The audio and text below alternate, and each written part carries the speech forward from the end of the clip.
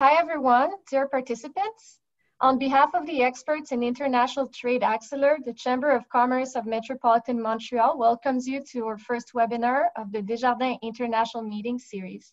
Today's topic is going to be customs and borders for Canadian businesses, getting your trucks across the border during COVID-19. So my name is Dina Mansour. I am an advisor for international market development at the Chamber of Commerce of Metropolitan Montreal, and I am pleased to animate this webinar with you today. So I would like to use this time to thank our partners for the event, starting with the Economic Development Agency of Canada for the regions of Quebec for its ongoing support of World Trade Center Montreal's activities, as well as our sponsor for the series, Desjardins, who made this webinar possible. So today's event was produced in collaboration with the North Country Chamber of Commerce in Plattsburgh and A.N. Derringer. So we are pleased to have with us today Mr. Gary Douglas, President and CEO of the North Country Chamber of Commerce, as well as Mr. Jared Nutt, Customs and Brokerage Manager at A.N. Derringer, as our speakers today. So I just want to take a moment to say that this event will be entirely in English. Veuillez prendre note que ce webinaire est entièrement en anglais. Please take a moment to look at the tools that you have. So if you have any questions to the speakers, please write them in a designated Q&A box located in the bottom center of your screen, and we will address them towards the end of the webinar. You may ask your question in the official language of your choosing, and I will be happy to translate for you if needed. If you have comments or technical issues, you can also address them in the chat box. Please don't use the raise your hand option, as we won't give voice to the participants. At the end of the webinar, you will receive a survey that we invite you to answer, and you will also receive a follow-up email tomorrow from me, which will include the contact information of our speakers if you need to reach them and some additional resources that will be discussed today. If you would like to rewatch this webinar again, we will make the recording available on the Chamber of Commerce Metropolitan Montreal website next week. So to start, Mr. Gary Douglas, President and CEO at the North Country Chamber of Commerce, will present the first part of the webinar, where he will be sharing perspective on the actual situation across the border. The North Country Chamber is the largest business and economic development organization in the Northern New York region, representing more than 4,000 employers across 5 countries. It has played a lead role in all the matters related to the Quebec-New York economic relationship and is the main stakeholder organization advocating for the Champlain and Lacolle border crossing. So Mr. Gary Douglas, you now have the floor. Thank you. Pleasure to be doing this. We've enjoyed our partnership with the Montreal Chamber for almost 25 years, doing many different programs over the years related to helping Quebec businesses succeed in the U.S. market. And of course, getting across the border is essential to that, because you can't do business in the U.S. market unless you're sure you're going to get your goods and your people where they need to be. I always start these programs in the Montreal Chamber with the following and send my greetings from Plattsburgh, Montreal's U.S. suburb. Here in Montreal's U.S. suburb, we've been sad in the sense that we miss all of the Quebec license plates we normally see on our streets, particularly on the weekends, our friends and family visiting us, and we miss visiting in return to the Montreal area, and look forward to hopefully sooner rather than later, this all coming to the point where we can start driving back and forth across the border and visiting and meeting with and seeing one another. But on the upside, we're seeing as many trucks as ever in the area coming southbound from Quebec, and that's why we're here today doing this program. Let me start with the following and put stress on it. The border is not closed. The border is not closed. That phrase is frequently used, and it can create misimpressions of the border actually being closed. Never has been closed, is not closed today. There is essential only travel allowed for cars and individuals crossing the border. Those categories of essential travelers were jointly agreed upon by the Canadian and U.S. governments, and more than 90% of normal car traffic at this time of year is not occurring. But essential travel by car is. But apropos to our subject today, on the commercial side, there have been no changes, no new restrictions, no new delays. All trucking, all commercial travel basically is categorized as essential. for both countries to maintain supply chains, maintain shipping, and allow business to continue uninterrupted as much as possible in that regard. So that's the good news. I want to share that with you lest there is any misperception of quote unquote the border being closed. For commercial activity, it's just the opposite. It's business as usual. The volumes you'll find of interest. I mentioned that cars are down more than 90%. Across the entire US-Canadian frontier, truck traffic across the border, you'll hear stats quote the fact that it's down 24%. However, that's mainly isolated in certain locations like the Ontario, Michigan area, and is related to the shutdown in the auto sector. I'm pleased to say, in part because of the strength of the Quebec-New York connection that the Montreal Chamber and our Chamber have helped to build through the years, truck traffic through the Champlain border crossing, I was told by the port director as recently as late last week, is on a par with truck traffic last year. So that indicates, again, that the truck activity is at a norm, shipping is occurring, commercial activity is going back and forth, and so far so good in terms of volumes holding up with that activity. So you get across the border. I wanted to quickly hit on a few other common questions that you may have for your truck drivers in particular. So they come, they go through the port, as usual, you're heading down the road. What are they going to be able to find in terms of essential services while they're on this side of the border? Pretty much everything they normally would have used anyways. Gas stations with the related convenience stores are open and open normal hours and for normal activity. Garages for repairs are open. That's an essential service. So if trucks need repairs, they should be able to access those services. Many restaurants, the same as in Quebec, are open for takeout. So particularly those that were always takeout in nature are very active. Many others are open specifically to do takeout or delivery. So there is access to food. Most hotels are open. New York has defined hotels as an essential service. So truckers used to staying in hotels while they're in the States will find that in most cases those hotels are open. So pretty much all of those basic services remain. The rest stops in I-87 remain open for pullover and rest. We're open for business in terms of truckers and in terms of your shipping activity into the US. So please look to continue that. Please look to stay in touch with customers and potential customers and do business. It's not going to be entirely normal. We all understand that. There are going to be new ways required to do business, more difficult. You're not going to be able to go to the meeting in the US. You're not going to be able to have the personal face-to-face contact. But most Quebec companies seem by the numbers to be able to continue doing business. We encourage all of you to do it as well. And with that, I'll let this turn over to Jared Nutt from Ian Deringer. Thank you, Gary. So I would like to invite Mr. Jared Nutt, who is a customer brokerage manager at Ian Deringer. With over 17 of experience, Jared now oversees the company's operation in Champlain, New York, and North Dakota. In addition to holding a U.S. customs brokerage license, Jared is also a certified customs specialist. He also serves on the board of directors of the Canadian-American Border Trade Alliance and is actively involved in other associations such as IE Canada and the Northern Border Brokers Association. Jared will give us an overview on shipments through the border. Jared, we would like to hear from you.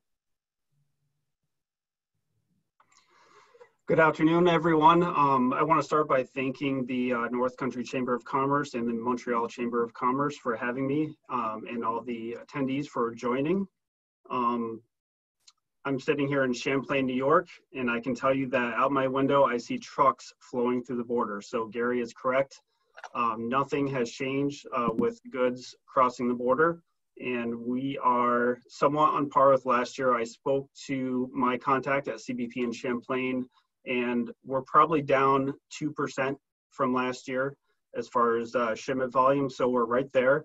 I think that the change has, or the low change has to do with products like non-essentials, textiles decreasing in volume, but those essential goods are increasing in volume. So I think we're not seeing a big drop because of that. So I think the main question that people have is there restrictions to my goods crossing the border? And there are no restrictions to your goods crossing the border. However, if you are non-essential in Quebec, you're closed down, your employees aren't there. So how come we're still seeing goods crossing the border that are considered non-essential? And if you're a non-essential business shut down right now, how can you get your goods across the border without going against the shutdown orders issued by Quebec? So my advice would be, if you do not currently have your goods in a 3PL, third-party logistics warehouse, if you can get your goods into a 3PL warehouse, that would be a way to ship your goods to the US, because logistics companies are essential in Quebec. So as far as getting your goods out, that would be the best way. Another issue you may have is your US customers may be closed down, so they can't receive your goods.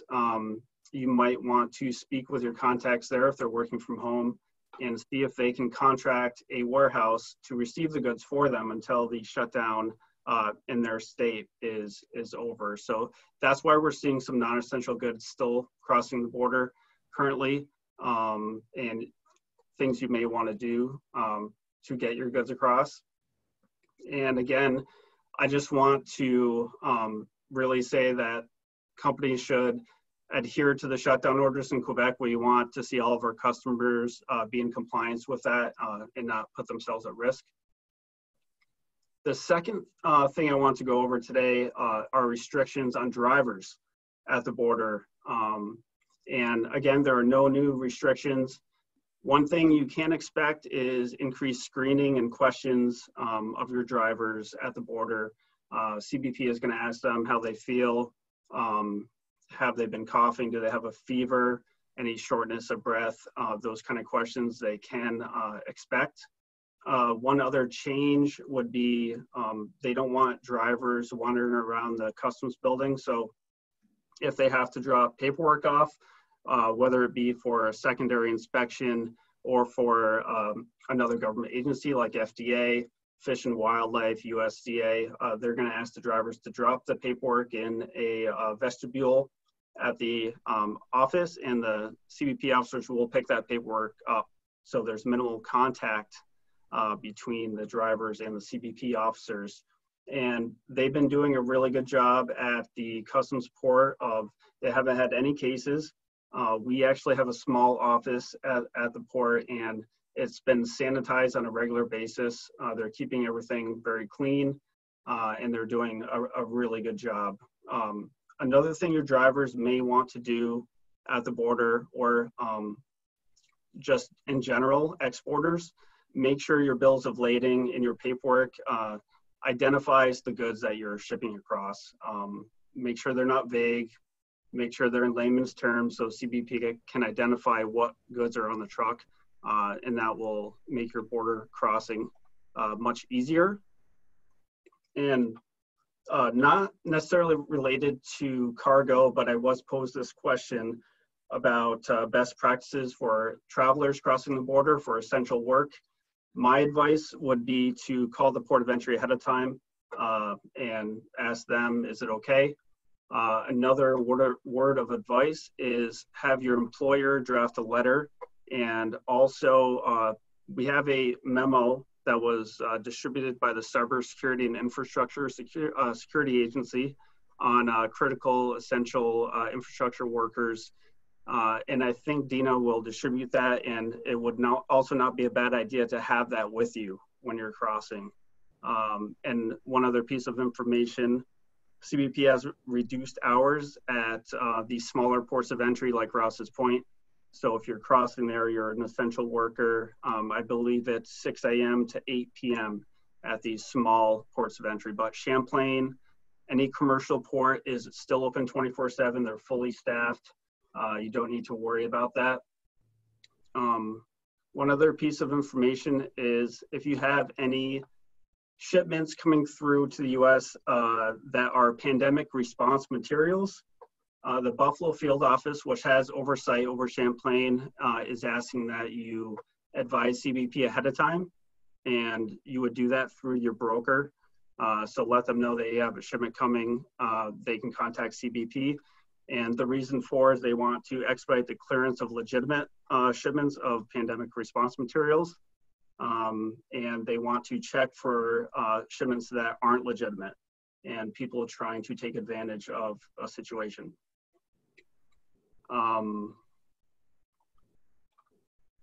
One other obstacle that we've been facing and our clients have been facing is payment of duties and high value duties. The Canadian government has issued a deferral for 90 days, I believe, on GST and duties. There was talk of the US government doing the same. In fact, they did for some companies late in March, and they later rescinded it. And we had word from the administration that they are walking that back and they will not be issuing deferrals on duty. We hope that changes, but it's not looking good. And it's not, you know, it really affects companies' cash flow when they have to pay high outlays of duty and they're still waiting to be paid by their customers. So that is one obstacle we're currently facing. And I want to leave a lot of time for questions. So I'm probably only going to, one more housekeeping item, and that's the new NAFTA, USMCA, as we call it here in the US. The earliest that that will come into effect is July 1st. There are many, the Mexican auto industry especially does not want it to go into effect maybe until 2021, but it's looking like July 1st may be the date. And that is one impact of the pandemic on our industry. So with that, I'm going to open it up to questions. And again, thank you for having me. Thank you, Jared, and thank you, Gary. So now we're at the questions period. If you have any questions that you haven't addressed yet, you can write it in the Q&A box. So I'll be waiting maybe 1 minute before we start, just so everyone can write their questions. I will, if I might, add to the advice that Jared provided about essential personnel commuting across the border. In addition to healthcare personnel, of which there are many going in both directions, who have appropriate visas and identification, there certainly are companies that are regarded as essential in one jurisdiction or the other, for whom personnel are commuting and they have the appropriate visas to be able to do that. Make sure they have that documentation, and as Jared said, have a letter from the employer. What is happening at the border, particularly on the car side, is that in addition to going through the normal booth for CBSA or Customs and Border Protection, you will find that the Quebec police are stationed in both the north and south direction, just north of the border. So there's a secondary questioning taking place about whether the traveler is essential, are they returning, do they need to self-isolate, etc. And in collaboration with the Quebec government, there was an agreement that having a letter would be helpful in having those officers understand that the person is essential. So that's good advice. Right. Thank you, Gary. So we already have a few questions. So one question from Alexandre Voila. He says, hello. We sold gardening products like soil polymeric sand to USA. Are we authorized to cross the border from Canada with this type of products? I'll take that, Gary, if you want me to. Yes, absolutely, yes. Any good that crossed before can cross now. So yes, you're good. I think you said polymetric sand is okay to cross the border whenever. Thank you. So another question, is medical equipment now flowing freely across border both ways, or did the recent Trump announcement and invocation of Defense Act affect these products? We're still waiting to see the impact of that announcement. And what we're seeing now, we mainly deal with the import of goods, but we also facilitate exports. And what's going to happen is FEMA wants to take a look at all these exports of pandemic materials like masks and respirators, and before they're allowed to be exported, and they will give the final decision on whether or not they can be exported. So we're waiting to see the impacts of that, but the last I heard was yesterday there were some exports out of Miami that were affected, but it's so new that we're just waiting to see what's going to happen. And I can confirm that there are Conversations continuing between the two governments. The Quebec government is involved in these conversations as well. There is some hope that there will be a resolution. Our Congresswoman Elise Stefanik is very involved in this issue. So, you know, stay tuned. In our opinion, it's an act of self-harm, but it has happened before in terms of decisions being made about things involving activity between the US and Canada that really don't understand the impacts and aren't thoroughly thought out. There's no question this is one of those. But there are some urgent conversations taking place that we can have some hope will resolve this soon. Thank you.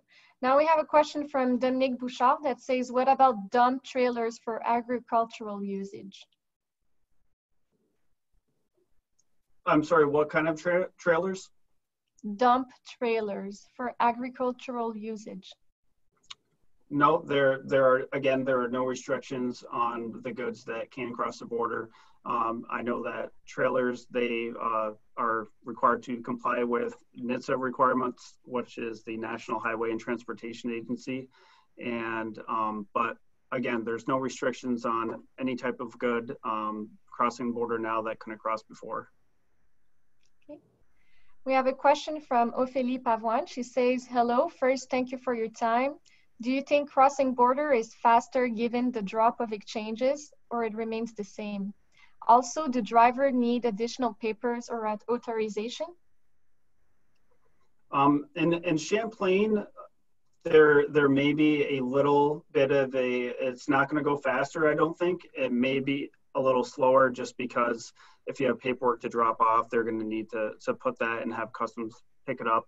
The procedures at the booth for customs have not changed. I talked to the assistant port director of trade yesterday, and he indicated that didn't change. But with the additional screening and dropping off paperwork, it may actually be a little bit longer. It's not going to have a huge lineup at the border, but I wouldn't say it's going to be faster just because the volume is still the same. In terms of others traveling by car, the non-commercial travelers, you know, check online, it's very, very restrictive in terms of what the essential categories are. They include essential personnel traveling to work, such as I mentioned, healthcare personnel who may be going in one direction or the other, but they're advised to have letters as well as their visas to reinforce their status. It includes emergency responders. We have fire departments and rescue squads on both sides of the border that often respond to calls on the other side of the border. That's been cleared. For medical reasons, if somebody is traveling from one country to the other for some kind of medical treatment that they need on the other side of the border, that's allowed. There aren't an awful lot of exceptions beyond that. Military personnel, diplomats, very restrictive. You cannot travel to visit family. You cannot travel for tourism or shopping until we get past this. So very restrictive on the car side. Perfect.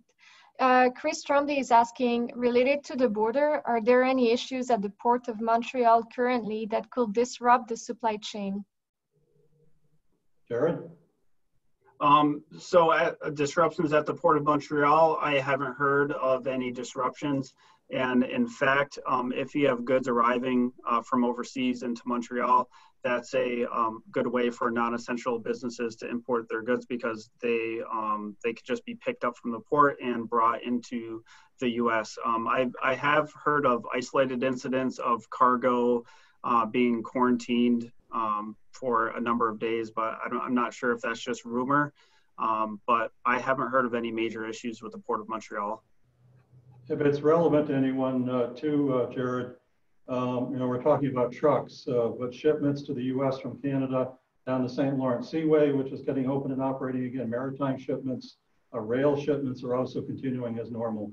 And the personnel engaged on the ships, the crews, the train crews are also essential personnel, just as truck drivers are. Thank you. There's a question from Pierre Eridis. He says that he has musical instruments that are part of Freeport Forwarding in Champlain, New York, that he would like to retrieve so he can finish his orders, which in the end will be shipped back to the US. Is it possible to cross without too much headache at the moment?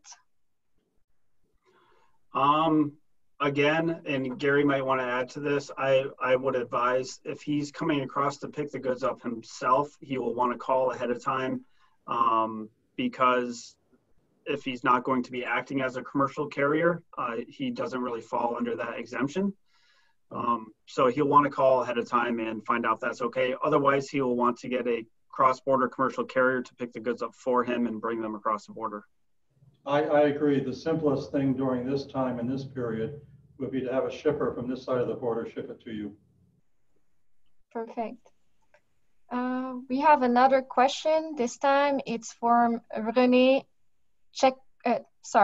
Checopieri. He says, the situation described here at the border, does it apply on all points and from east to west?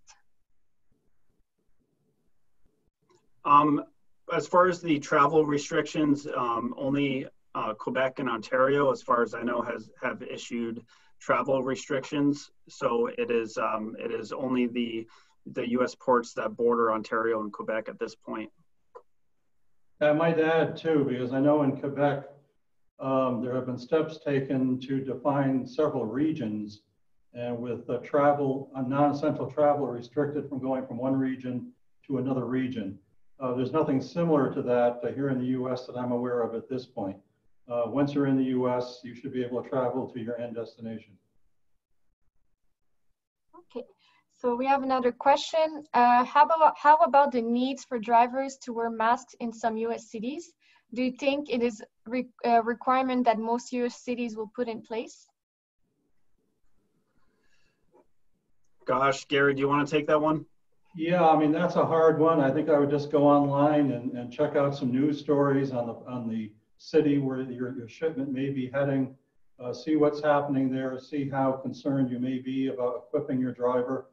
I think everyone should be concerned about equipping their drivers with sanitizer, maybe with at least cloth masks. That's becoming very common.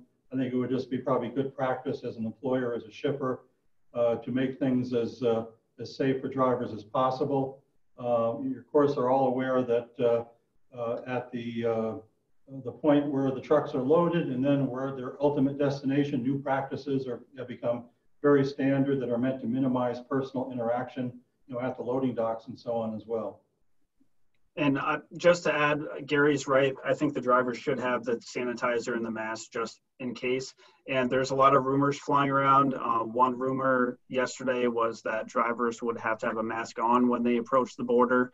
And even if New York State did issue that request, CBP is a federal agency, and they can't really be forced to make the drivers wear masks if New York State says so.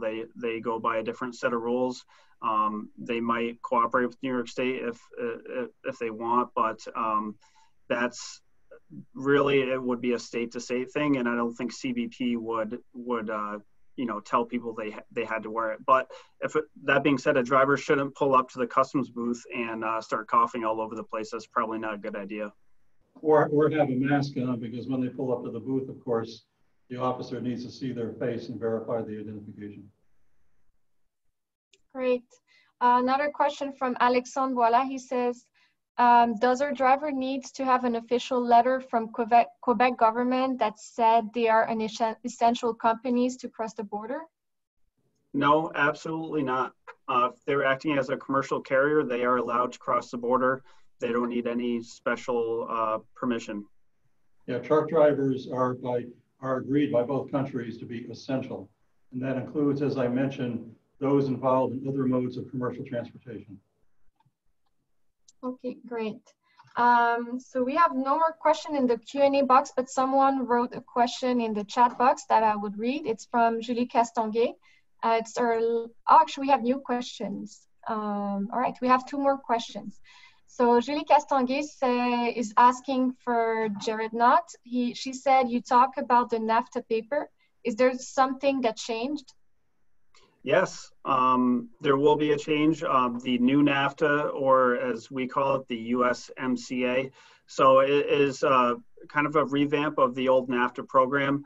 and a lot of exporters have questions about it. And like I said, it probably the earliest it will come into force is July 1st, and it may be later than that, but that is the earliest. So as far as the NAFTA paperwork, everything you've done before for NAFTA, you're still going to have to do. You're still going to have to look back in your supply chain of all your components of your good to make sure it qualifies for NAFTA treatment.